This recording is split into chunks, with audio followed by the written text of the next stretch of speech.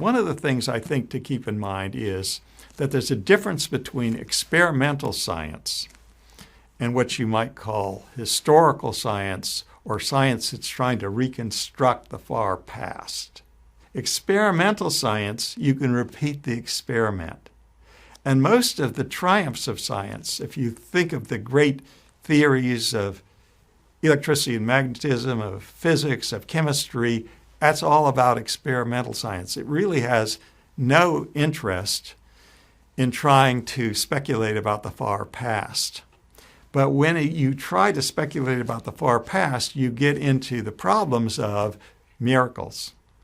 God can work exceptionally. We have science existing at all because God is faithful in his governance of the world. Miracles are exceptional events that aren't going to be captured by the net of scientific regularities. So the experimental scientist repeats and repeats the experiment and says, now I know how the world works. Or he could put it, now I know how God is regularly governing the world. That would be a better way of putting it. But then you can't go backwards and say, well, therefore, there can't be any resurrection of the dead, just because we don't see any now. And I like to comment, the people in the first century knew that people didn't normally rise from the dead, that people were not normally born from virgins.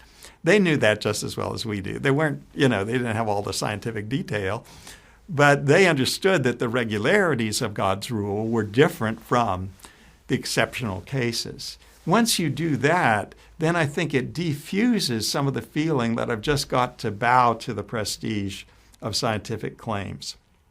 The biggest successes, as I say, come from experimental science.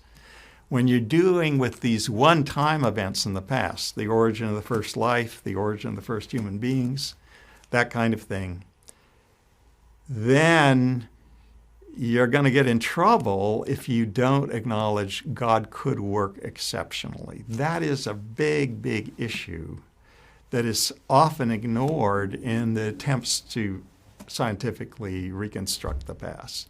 And I think if an ordinary believer bears that in mind, we live in God's world, God's governance, God who is personal, God who can work exceptionally as well as in the ways that we enjoy regularly day by day.